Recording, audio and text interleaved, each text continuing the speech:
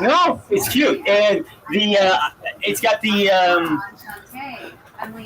that director. Who's the guy who wrote? I'm just going to a room. Hold on, Bio Dude. 1 second. Oh, that's good. It'll give me a chance to remember. Like Abrams, J.J. Abrams. J.J. Abrams. He did the newest Star Treks, right? Right, and he did the last Star Wars, but he does this thing with the lens flare, and the tree was doing that lens flare thing, where it goes out to the side. It makes the movies look really classy, but then once you realize that he does it all the time, and he thinks that's what makes movies look classy, it stops it from looking as classy. Oh, I'll have to pay attention to that. No, yeah, it's kind of interesting. So, anyways, how was your day today? Good. It was good. It was good. It was busy, and I have Frankie all day. So yeah. Did you wear any protection, like pads or anything? No. So get this. You got to start wearing like a bulletproof vest around her. I packed her lunch. Everything was fine. She was so excited because she was decorating gingerbread houses. She gets out of the car and she forgot her lunch bag, and of course I'm going to forget it too. So she didn't have her lunch bag at all today. But that's what we call growth. If she didn't get mad about it. Oh, she didn't get mad at all. She was fine. But there was like gingerbread house decorations and everything else. Yeah. So you read. I think you caught up to me just about. Where are you chapter 1? I have 2 hours and 18 minutes left in the book. Okay, yeah. So we're at the same spot. So let's go backwards then a little bit. Let's see. You'll have to take the lead on this because it was a while ago. But once you start talking, it will jog my memory. Yeah. In fact, and I don't even blame you if you just can't get through it. I will say though, I mean honestly, I want to know how they're gonna wrap it up because there's a sequel. So I'm guessing eventually they're going to start talking about, that's why I got to read it to the end because I think it's going to get somehow they're going to get away from the sex for like the last 100 pages, and it's going to be just about the war or something. Well, here's what I'll say is that I was trying to get my little outline open. Speaking of outlines. I was getting really, really bored. So I'm talking chapter 20 into it, and it's like everything is really one dimensional. Like even Tetra, the lead actress or whatever you want to call her. Like in my head, she's an actress, but she's really there's no depth to her at all. She's written like straightforward, kind of angsty. But there's no mystery or anything. And the guy is even worse. So the first guy that you meet is a robot. And he's like, there's nothing. He's flat, completely one-dimensional. And that's the only real male character you meet until the barbarian comes in. And he's written like a barbarian. Which, again, like, these guys that the author is writing are really simple. She doesn't get away from the stereotype of them. They're just simple, easy, right? And so I was getting really bored and stuff. But then at 27, I should say, so up into the chapters 20s and stuff, we find you got to the edging torture. Right, exactly. That's exactly where I was. Yeah. And that's like their punishment on this world. They bring the woman to a climax, but they don't let her achieve orgasm. And then it's that all over and over again. It tickled Biodude pink. We'll just say that. I thought it was funny. I like the way that the guy, the barbarian, handles his women. Well, but you also like, because like he thinks pretty black and white. Well, so that's what I'm getting into. The way that she writes him, in whenever at the beginning, when. Like she almost wrote it for autistic people. It's very stilted. It's very barbarian. It's very simple. But after the edging, like you pick up the story. It's sort of almost inside his head. So it's narration again, But now he's interacting with the spaceship, the robot Martha, and Yep. he becomes. I mean, like he starts to become a character now. Like there's depth to him. I can relate. I'm starting to be able to relate to him. Oh, they're falling in love. That's the problem. I guess so. Yeah, I guess so. That's true. But there hasn't been much to fall in love with other than like the sex. Like that's all. From what Tetra, the girl, claims, it's really good sex. Oh yeah, you're right. Well, very true. Very true. So I mean, because he like has a leg for a cock. I guess I don't recall. Yeah, that's how she described it. Like, is that right? She thought it was gonna hurt her, but it didn't. Well, she's really into it, and he's really into it, and so in order for him to punish her, he has to take this special juice that, like, it's like saltpeter or something. You know, it essentially, squishes. It makes him high. No, I mean, it does something because like. Oh no, it's like he gets him whiskey dick. Yeah, that's probably a good way to put it. That's a great way to put it, actually. And I guess he's very like withdrawn. But whatever the case may be, she's on this planet to save her own planet. What we find out is that the spaceship has figured out the planet that Tetra, the lead girl, is from, has been overthrown by another planet. This other planet, they're like a descendant of these people. So Challan's like the first generation, like Pokemon. Yeah, you know what I mean. Like he's rare, like the better version. Now they have like McDonald's. You go to a McDonald's and you get their version of a Pokemon card. And this is the original planet, and as this breed of people went out, they're a little less inferior. They don't know how to fight the same way. That's clear. That's what she's making clear, that they don't know how to fight the same way. So I don't know. They have pretty good weaponry, pretty advanced. Yeah, and they figured out how to use like the metal, like so that like guns can't hurt them, really. Yeah. So the upshot is, I have about 2 hours left too. I'm definitely going to burn through it. I actually wound up going back. There's so much good content though lately. Well, definitely KMS. I gotta find like the Rico stuff. Like they had him on Pick'em again. Pick'em is not really like a gambling. It's more like a soap opera of Rico.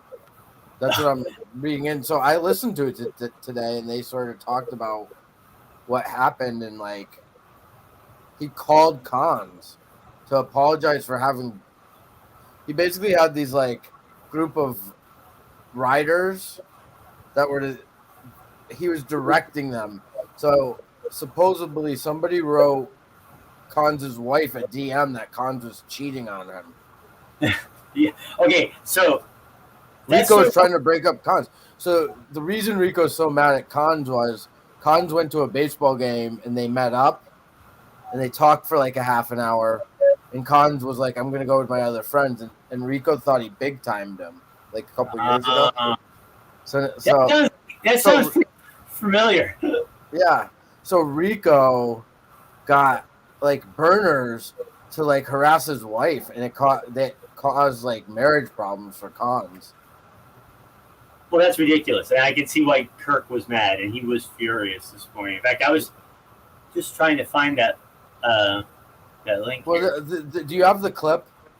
You got to find the clip where he describes Big Cat and Dave as the Catholic Church. Yeah, so we went back and forth on that one a few times. Who, me and you? No, on Twitter. I guess it was on Twitter then. It wasn't me and you. It was. Oh yeah. I don't think anybody cared, but my response was, at least the priest tried to hide it, and acted embarrassed about it, you know. But I'm just kidding. I only half know anything that goes on with Barstool. I really need to pay more attention. I'll tell you. Well, so I guess then Portnoy, put out a tweet that the High Council's meeting, Big Cat, and KEC are meeting to discuss I think they're gonna get rid of Rico. They're gonna fire him. Yeah, because Chaps, they did a whole blog on how shitty of a person Rico is. They can't fire him. I mean, like, yes, they can. They can because for the burner stuff. Well, okay, no, I don't even mean that. Like, yeah, sure, they can fire him, but I mean, like, I was gonna talk about EEI and how shitty they are. That's just as shitty to like let him leave. Yeah, but dude, he threw a kid. Do you see? Like, they protect him. I think they give him like if anybody else did that, they would have fired him. Here's what I would say. I think that because of the trolls out there, I need to be more careful when I sort of jump all over whatever Kirk's saying. Like, you know, whether I'm on Team Ryder or, you know, against him. Well, I just see it from from an HR standpoint. It's like they should have never even let him back. Like, he should have got fired after he threw that can. I guess. I didn't really think too much about it. I thought it was all just funny, but bringing him back doesn't seem like a great idea if he was already gone. Well, Dan was sort of saying that he like wrote a text or a tweet saying, "Hands up, I might have been wrong, being part of getting Rico back." Well, besides Rico, the other KMS hire, it's been showing his face lately. Oh, Beth. Beth. Yeah, that's better. Where's the other screen? Oh, there it is. That's what I was trying to get back. So, I was gonna bring up Connor, but I really don't have anything to say about him.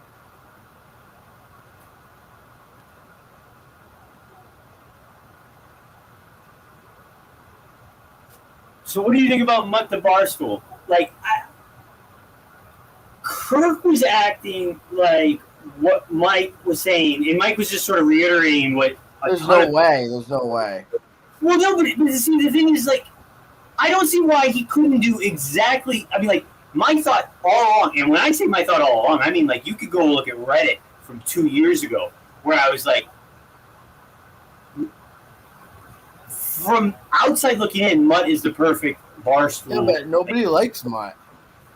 What? That's the problem. There's nothing Barstool will gain from hiring him. I disagree. He really is a degenerate gambler. I mean, like, bad. And, like, that's... But he's not willing to be that, like, wild about it. You think? I mean, like... And that's... I don't think that's his style. I mean, he was always so he's older now, and what Kirk was saying was that he's older, everything's different.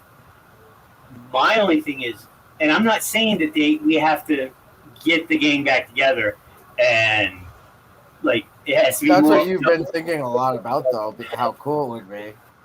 Just a couple things, like the moron trivia, or that's not what they called it, but that there's a wheelhouse, and Kirk talks about it, where it was just the best radio ever, and it was with him and Jerry Callahan, like, not playing along and being in your month is going to be like once a month or once a week. That's fine, but you can still see it coming because, like, Jerry Callahan is more of a curmudgeon than he ever was, and he's more out of it than he ever was. And I just don't know, like, how stupid Mutt still is. I mean, like, Mutt was really dumb, and he played into it, and he was a good punching bag. Like, it was part of the show, and it was funny. And I never came away thinking he was a complete moron until he got the DUI. And then I thought, oh, well, this isn't just a skit. He's clearly stupid. Yeah, but people who get DUI sometimes, it's just a bad choice. It doesn't mean they're stupid. Well, it means they're an alcoholic. But here's the thing, though. Like, it's one what thing. You're saying was, like, people who are drunk that don't get DUIs are smart. I am saying that people that are drunk, yes, I am saying that. I absolutely am. And on top of that, more to the point, though, and more to my point, is I'm saying, like, he's dumb. You're a personality. You're a personality in a large market. Like, you can't afford to do that type of thing. Or if you do that type of thing, you have to lean into it and be the drunk or be the butt of the jokes, so to speak. Yeah, like, Curtis played his drunkenness smartly. He played it perfect, like both ends of it, right? Like when he comes back and like, you know, yeah. Curtis is a tough one. I'm not a fan, never was, and Kirk has a soft spot for him because we're all. I liked a few of the shows he did though, talking about it. Yeah, I do too. I thought they were relatable. He did like a solo one that I liked. Who? Curtis? Curtis, yeah. That was just about alcoholism and stuff. Was it a recent one or when he first came back? When he first came back. Yeah, I think I heard that one. Like, like on like the producer's show feed or something. Yeah. You know what else is funny that I heard, and this was back when I was drinking, was the show that Kirk and Mutt did on the weekend. Like one of the ones that he was kind of talking about that was just hysterical, and I can't remember exactly what they were doing, but they were just doing stupid like Mount Rushmore shit and things like that. But it was like a Saturday overnight or something, and it was a long time ago. I didn't even realize it was them until he started talking about it this week. Yeah, I thought the sort of first Rico episode was a little like, a little much. Yeah, I agree. But I thought it was funny still. So I thought it was funny. The first one was with Whitney, right? He was back. No, with Mike. So the Mike one was hysterical. Like Mike was hysterical. That whole show. Well, the Whitney one more felt like, to me, it was like two coworkers catching up, like at a water and I didn't mind it. Yeah, I didn't mind. I thought I sort of like that angle because everybody lets their guard down around Kirk. Yeah, I agree, and it was good. I do see why Kirk is. I like Whitney. I do too, but I mean, like this amount, like once a month, once every other month. I think too much Whitney is. You know what though? It is just like having like a quick wit. I was about to say, it's like having a friend. Like it's like another friend. Like he thinks he sounds like a friend. He thinks like a friend. You know what I mean? So he has some good one-liners too. Yeah. Do you ever listen to Spitting Chicklets or watch it? No, I follow their Twitter account because I'll watch a clip here and there. Yeah. Like when they put a clip out, that Bizanet guy is really cool. The Biz? Yeah. The Biz guy. He's wild, but he sort of, he's smart and funny. And he sort of comes across as like, I think he could get along with anybody, no matter who you are. He likes everybody, even though he's like the cool guy. That's the vibe I get from him. Like, he's not like a big ego guy. He just likes to have fun. I'll have to watch. He's definitely an ADD guy. There's so much content right now. Oh, there is, yeah. I'm so sick of the political stuff. Yeah. Lame duck sessions suck. Oh yeah, all that stuff. You're right about that. I like Montana was really getting in the mix of it with Montana. Whatever his name is. What was it? He's sweet. Oh, it was what was the death? This just happened. Oh, Graham Wall. Yeah, that's exactly it. And he was getting in on the. He's big time vaccine conspiracy. So, guy. My take was just this: like, if you're in another country and you want to get service, like you want to get help, just don't insult their culture and like make a scene. And that's all he was saying too. Yeah, but yeah, I mean, like, that's besides the point. Like, they like he had a heart condition. That's why he died. Like right. a rare heart condition that the vaccine wouldn't have affected. I didn't think anything about the vaccine, and I didn't think anything about conspiracies either. The only thing I was thinking was like, you do yourself no help trying to make a point in another country. Well, like, it was funny. It was funny because Jerry quote tweeted him saying that, and then he quote tweeted his brother talking about the World Cup. Yeah, it was bad. Yeah, like, he quote tweeted him. He quote tweeted something about Graham Wall wearing because sure. And the thing is, Jerry's bad, and he's getting worse. Yeah, like he really is. Like he's turning into like Lauren, like I don't know. I will say there was some change, and it was that when that Mullen Devaney guy, the person who's living like a woman, but he's really not. He's really more living like a caricature of like an 18-year-old Valley girl. Jerry has such a hard time with the transgender thing. It was something that said right when that guy came out, right? Something set a lot of the a little bit further to the right people really set them off, where they're standing their ground and they're trying to bring on the fight for some reason. I don't know why, because I'm still exactly the same way you are. I'm just tired of it all. I don't want to fight with anybody about it right now. I don't even want to argue with the trolls online. I just want people to feel happy of who they are, and if like they want to use a different pronoun to make them happier, like what is the big deal? That's my whole take. It's easy. Like they're not getting mad. They're not going to be mad. You know, people want to feel like who they want to feel like, and if they want to feel like something that we're not used to, that's okay.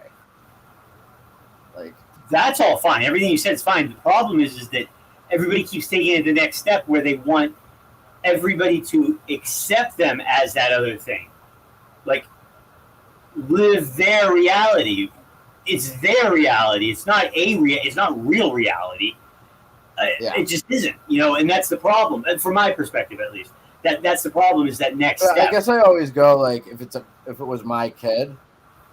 I know you do, and I understand that. If it's like in all of the knowledge I know, and sort of, it's easier for me to do it. Yeah, but like the psychological. If he comes to you when he's 11, you're not going to start you. And he says he wants to. That's not. Yeah, that's not how. Like even if he comes to me at 7 or 8, and he says that, that's when we start therapy and we start socially. Yeah, exactly. Socially transitioning him, if that's what we're talking about. But like, nobody's. At least there is a small percentage. Most parents are not forcing their kid to do it. It's really you let them lead. It's scary. It's scary because the right will find those few examples, and that's what it. And those are really scary. Like they have. There's this one. But there's also like if you think about it, it's scary. It's the same thing as forcing your kid to not be gay. Right. Not only that, but it's like the right it's so funny because like the right is just as wacky as the left is. It just doesn't feel that way because we were raised in it. Like a lot, especially a lot of like fundamental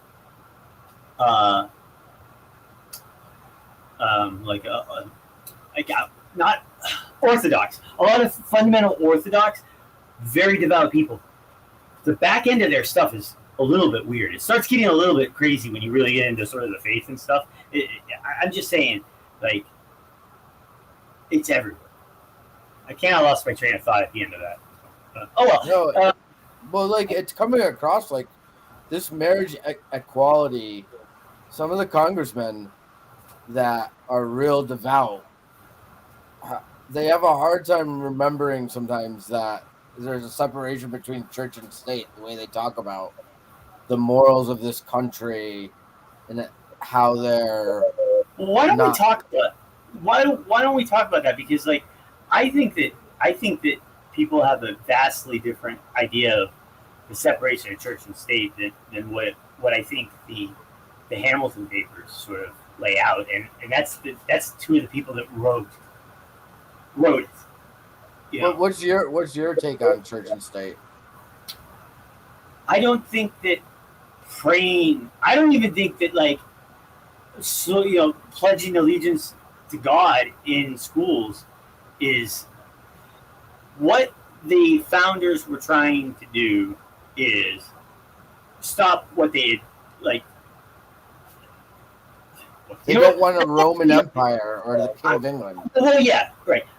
I don't want to speak on it until I've thought about it enough, and I'm not in the proper headspace to give it the proper explanation that it deserves. Well, no, I think me and you line up the same way with what we're pretty close. I think we're pretty close. You come from it. I think you sort of come from it from the left side, and I come from the right side. But I mean, we still see you come from a more libertarian side too. Yeah, libertarian's fine. I mean, I for a long time I called myself a libertarian, but like what the right is now, isn't that it's. They want to. It's like they're conveniently forgetting what the founding fathers wanted it to be. It doesn't even line up with the way they can control things.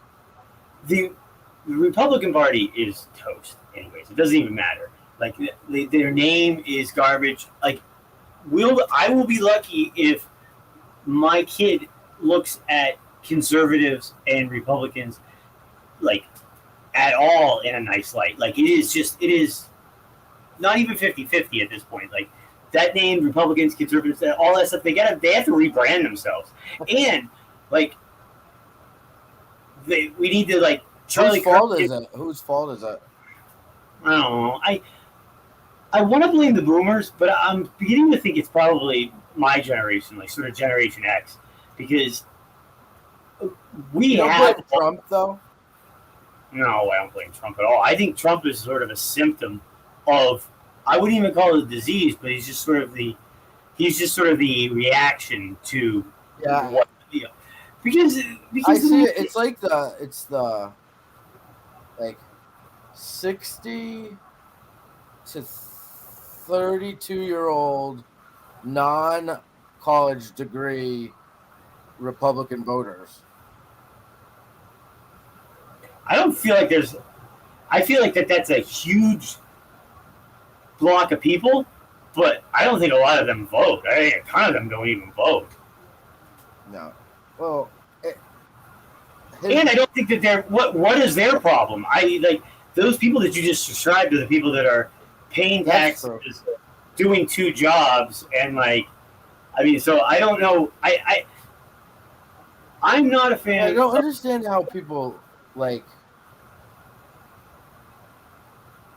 Well, people are sort of having some realizations online in real time right now with those NFT cards.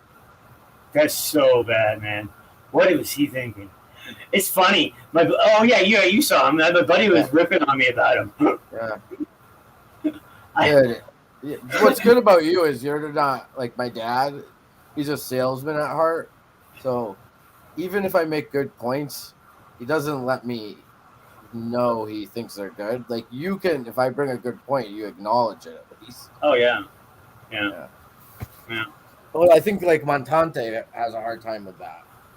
So I think Montante has a hard time articulating good points.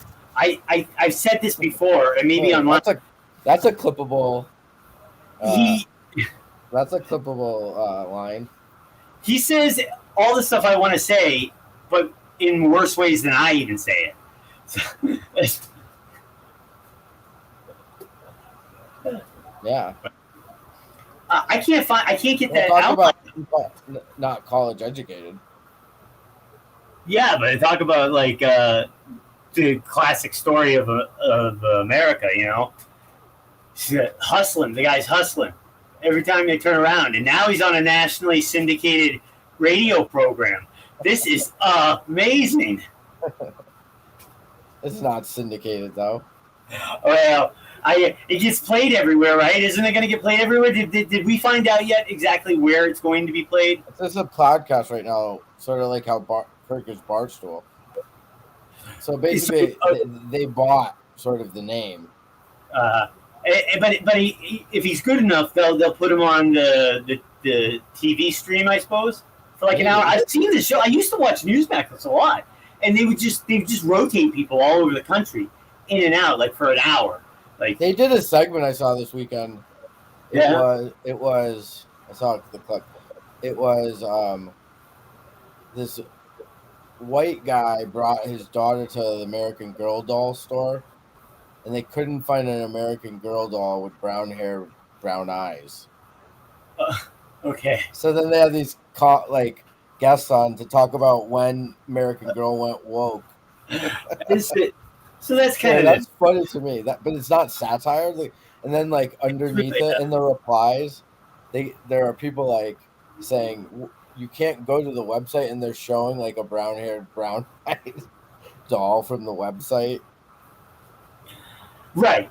So it was just that store just didn't happen to have any at that time. Yeah, or something, or just that guy's just complete. Well, that other one, they're just talking bullshit. I didn't understand the other story that Jerry was on Newsmax for was the anti-abortion party of people that wouldn't serve them food. I don't think that's right, but I also I think it's wrong for not serving them food, but it's I went one level deep on that story, and you could that Newsmax sort of first blush of it was not the way it was, not the way it sounded. It sounded like these guys were trying to pull the reverse wedding cake, masterpiece wedding cake thing, where they set up a party, they got it all lined up and everything else, and each side knew each other really well, and the Christian side knew it was going to piss these guys off, so waited until it was all set up and then told them, oh, by the way, this is for a Christian religious thing, and then the other side snapped and threw them out. Yeah. So it's like a reverse masterpiece cake theater. It was what it sounded like they were trying to entrap them as much as the alternative lifestyle people try to entrap the poor cake guy. It just won't bake nice cakes. But I'm too proud of myself because guess what I did? What? I got a crystallized variant of one of the Pokemons I got. Oh, Doing nice. great. Yes. Oh. That's cool, dude. It's good. But I'm just so proud of myself. That makes one of us. Yeah. Dang. He wants me to be his best friend. I think so. I just got back into that. That's the original Nintendo Switch. I just rehacked it again and put a bunch of games on. Actually, I have another hard drive here that was filling full of games. So I never play them. I just hack the systems. It's fun. Oh, I might get a Switch to have you do that for me. You can't do that. You gotta get there's specific ones that are very easy to hack, and then those are. I have one. You think you can find them used? You can, but everybody knows about it now. And the big thing is they really did this Nintendo got really tired of being hacked constantly. They were always the first emulation station made. They were always the first ROMs, hack everything else. So they did this ingenious thing where every time they upgrade the software, there's special fuses that they burn. They actually blow the fuse. So you have a certain amount of keys, and then once they're gone, they're just gone, and it's locked at whatever state it's at. I don't understand how it all works, but the one I have is the older version of it, and I got a hold of it early enough that I have all the fuses still. None of them have been burnt yet, but I'm banned like from Nintendo, so I can't do anything online. They banned you? How? It's like they know if the ROMs, the files that you're trying to play, are yours or not. Essentially, there's some keys that come with the cartridge itself, or tokens that come with the games that you buy, and when you emulate them, if you're copying somebody else's, you're able to figure that out with their servers. So when I hacked it, they hadn't figured out that that's what Nintendo was doing. So like I was part of the first wave maybe not the first wave, but I was part of like the second wave that got banned because of it. Now they have these DNS servers and everything else.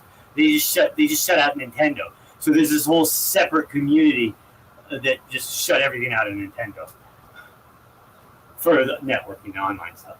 Anyway. Nice. You know what cracks me up is I still can't get that. Oh, there you go.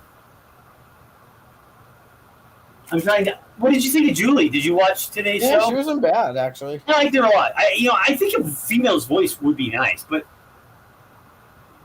leaning like towards the right, which I think Julie is. Well, she was very open and had a silly way about her stories. I thought she was fun. My only complaint, and I'm probably going to tweet about it at least tomorrow. Okay. She kind of blew like Blind Mike. I mean, I like Blind Mike a lot, but like that was a little over the top. Well, she liked him. Like, you think? You said it yourself, though. He was really good. He was really good this week, even better than he's been too. Like it feels like he's leading up to something. You know what? I bet you was that show. Did you what are these things? I think though, like the stuff that they talked about this week was right up his wheelhouse that he likes talking about.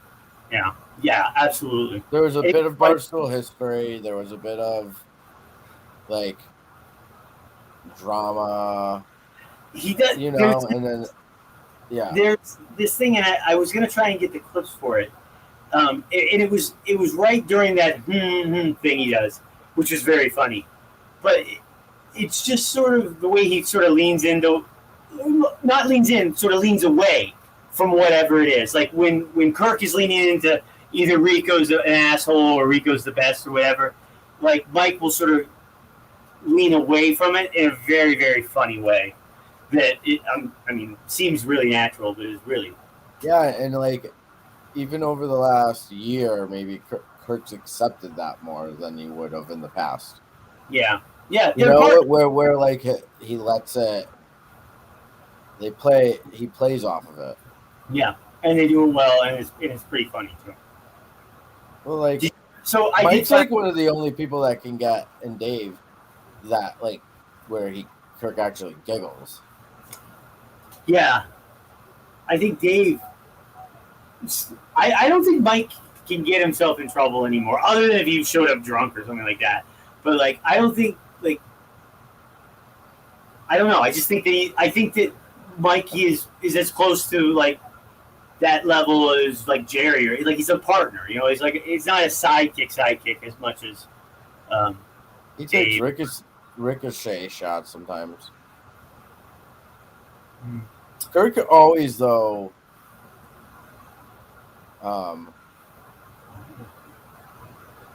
comes back and apologizes to Mike. If he does one of those ricochet shots, it pits off about something, and he'll just like take cheap shots at Mike. Because I don't know if anybody. I don't know if Kirk's always noticed it or not. I didn't notice it until just recently. But Mike is way more sensitive than his style of humor would lead you to believe. That's what I was saying. Well, he is, yeah. Yeah. And I guess, like, I don't want to call it sensitive because of my profession. It's more like it affects his mental health more than most people. Yeah, right. So that's got to be tough to want to be in this sort of industry or around this field that fills itself with trolls and people that make fun of you for fun, for funniness. And I do think he sometimes takes it to heart, because it's hard not to. It really is hard not to. It just is. Did you have anything to say about Brittany Griner? And I had a funny tweet about it, at least. Brittany Griner is the Russian. I know, but it's like, I don't know. Do you not take somebody? Like, I don't know. I mean, okay, so Biden's damned if he does, damned if he doesn't. Like, this was one of these, like, there's just no way of getting around it. But they should have just never brought up the whatever, CIA, Marine, whatever he is, whatever he was. I don't care.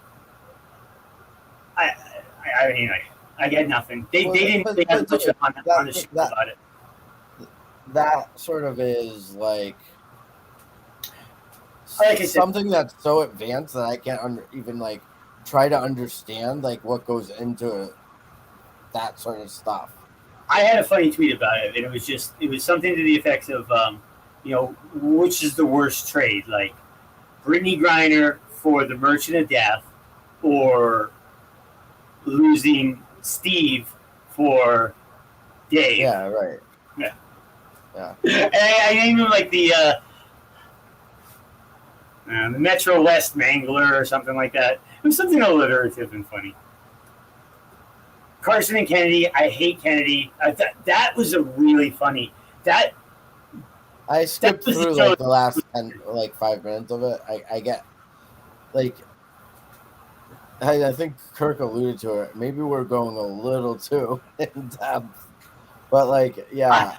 I don't mind it, but they did almost the whole show on it, or at least 15, 20 minutes, and it was great. It was fantastic. I thought it was hilarious, and they're gonna try and get one of the those girls on.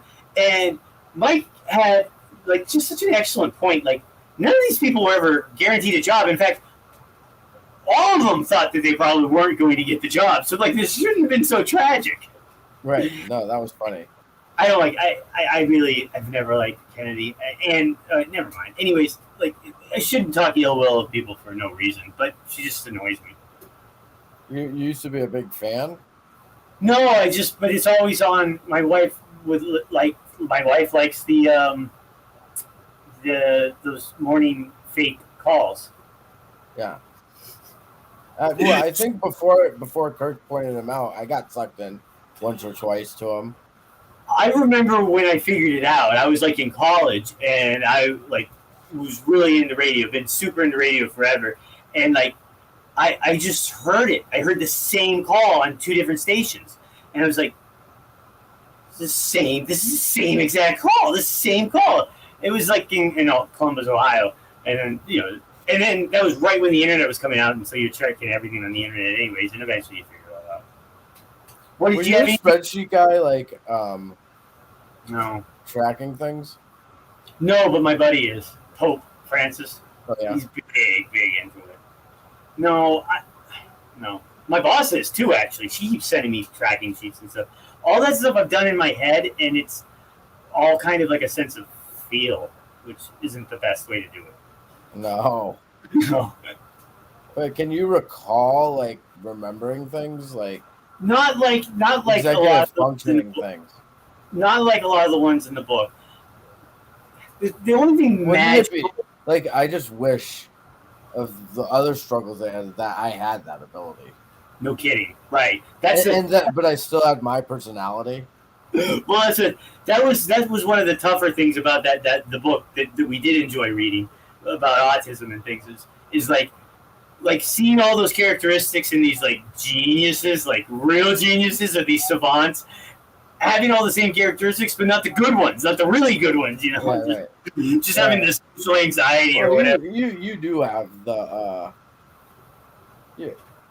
your brain is similar. It moves fast. It moves really fast. But if I could have had the charts and stuff, I think if the ADHD, the ADD was medicated when you were younger. That's exactly what I was getting at. I think if I had the ADHD under control and worked on from the time I was my son's age, I think I probably would have done better with all that other stuff. Would you be in Silicon Valley right now? What's that? Would you be in Silicon Valley right now? But my buddy is. That's exactly where he is, and he's a high stakes poker player on the side, and it's just you just know like these guys that's what they're going to be, because we're all weird in the very same way. Yeah, the way. So, we can talk about that offline. It's work stuff. Yeah. So, it's the gifted. There's a gifted person I'm working with now. It sounds silly, but it really is tough on the other end. Like, yeah, he's not. Really he's not the most. Yeah, we'll talk after. Yeah. I was like, well, let's finish up here with the show. Do you have anything to say about EEI and Lou Merloni and that stuff? Well, I think, selfishly, I'm happy because Mutt will come on a few times. Yeah, I think it will be funny, but I just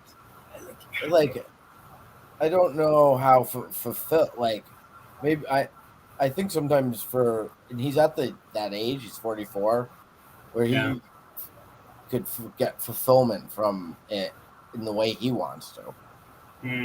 Like with the way you could make a podcast or something. It's right. Okay, that I see where you're going with that. 100%. Like, he could do whatever he needs to get out of it. He could probably do on some YouTube channel or whatever. And if it was good enough, or he's already got the fan base built in to sort of scratch that itch if he needs to. My thing is more like around EEI and stuff. Is like, if you lived through what they did to Kirk and you stayed there, I understand you have family and everything else, but you stayed there and you didn't make any plans, and you were just going to ride that hot hand at EEI. Like, you kind of get whatever you deserve anyways, like just first blush.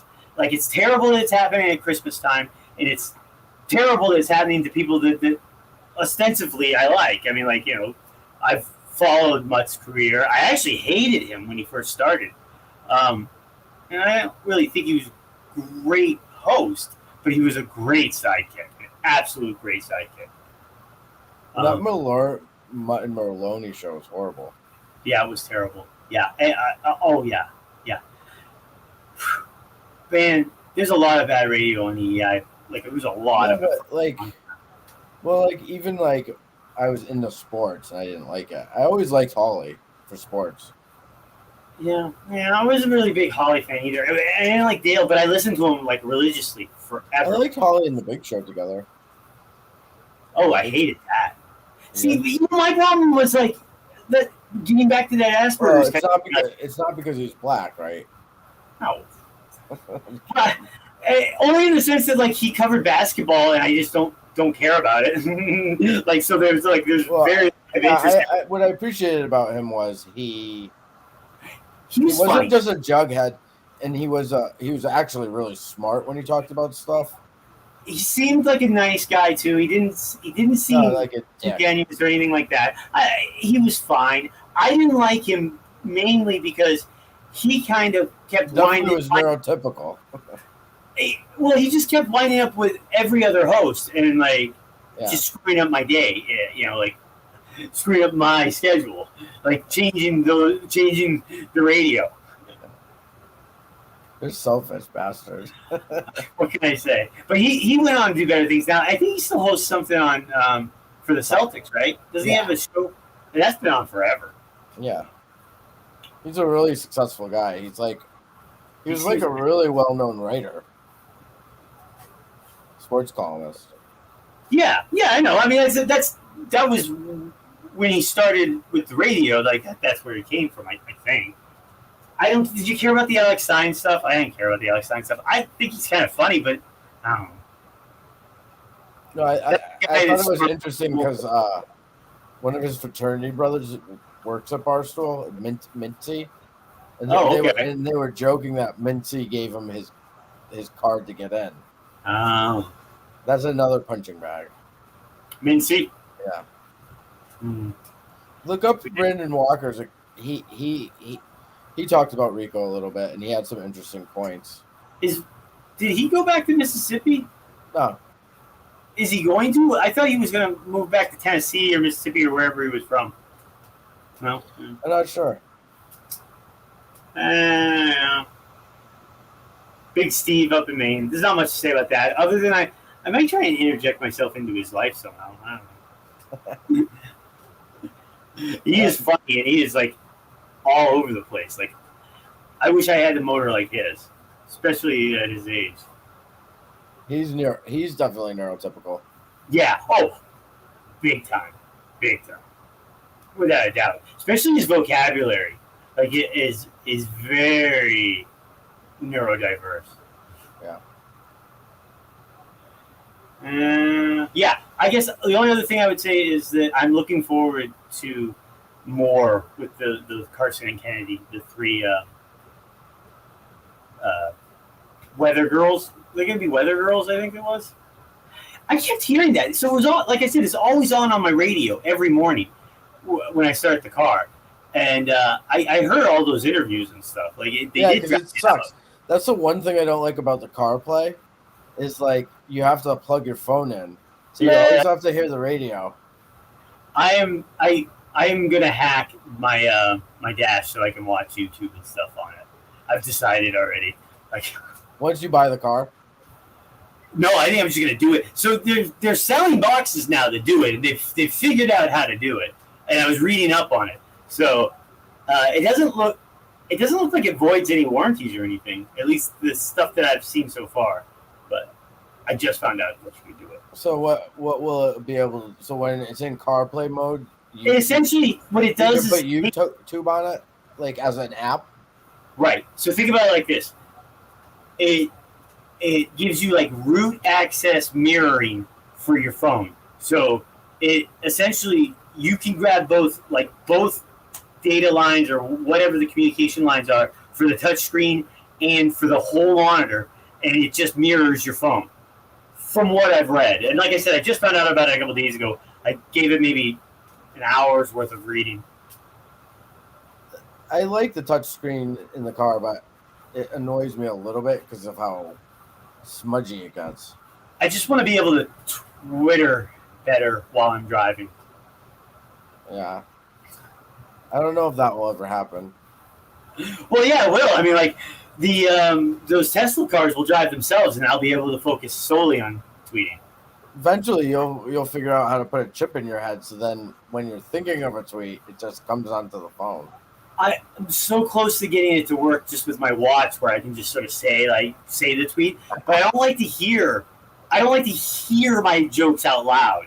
Like Dick Tracy. Yeah. Yeah, I think we can go off. What do you think? Yeah. All right, guys. We'll see you next week. Bye, people. See you later, Dad. I don't know. Everything's locked up on my. Oh, here we go. That's funny. I wonder if it's broadcasting. It says live. Let's see.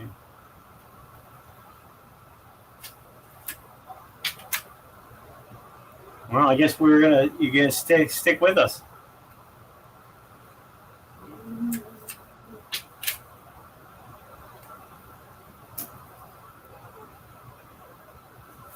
There we go.